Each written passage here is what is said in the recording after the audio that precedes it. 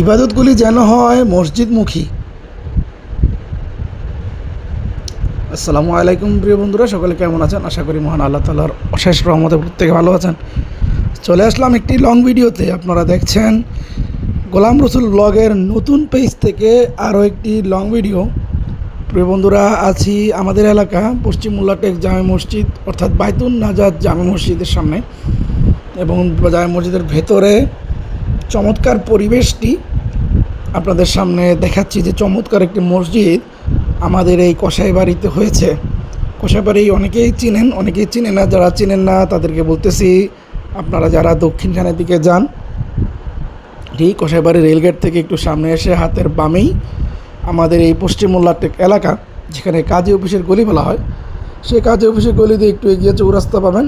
চৌরাস্তা দিয়ে হাতের বাম দিক দিয়ে চলে আসবেন, একটু এগিয়ে এসে আবার হাতের ডান দিকে আসবেন, তারপরে আবার একটু বাম দিকে যাবেন, তারপরে পেয়ে যাবেন এই বাইতুন নাজাত জামে মসজিদ।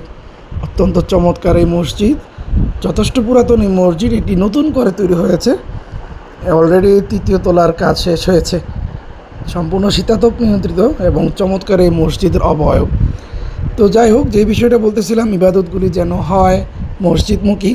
আজকে আমার এই বিষয়টি, যারা যারা ভিডিওটি দেখতেছেন অবশ্যই মনোযোগ দিয়ে ভিডিওটি দেখবেন, এবং ভিডিওটি ভালো লাগলে শেষে অবশ্যই আপনার টাইমলাইনে শেয়ার করে দিবেন এবং অনেককে ভিডিওটি দেখার জন্য আমন্ত্রণ জানাবেন। তো মসজিদগুলি যেন হয় ইবাদত মুখী, অর্থাৎ মসজিদে ইবাদত নিশ্চিত করতে আমরা যেন নিচের বিষয়গুলো বা আমি যেগুলো বলতেছি সেগুলো আমরা যেন অনুসরণ করতে পারি। মসজিদে আমরা অবশ্যই জামাতের নামাজ 5 ওয়াক্ত আদায় করব, এটা অত্যন্ত গুরুত্বপূর্ণ। এরপরে অন্তরের সম্পর্ক মসজিদের সাথে স্থাপন করব।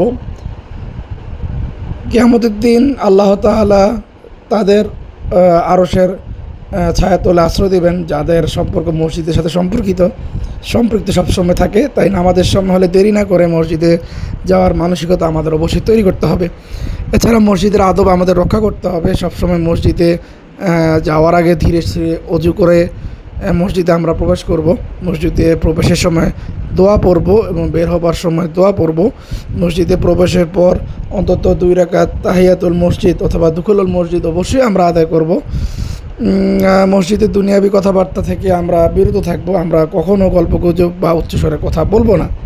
এছাড়া মসজিদ ইবাদতের কেন্দ্র বানাবো। মসজিদকে শুধু নামাজের মধ্যে সীমাবদ্ধ না রেখে কোরআন তেলাওয়াত, জিকির এবং দ্বীনি জ্ঞান অর্জনের কেন্দ্র হিসেবে আমরা ব্যবহার করার চেষ্টা করব।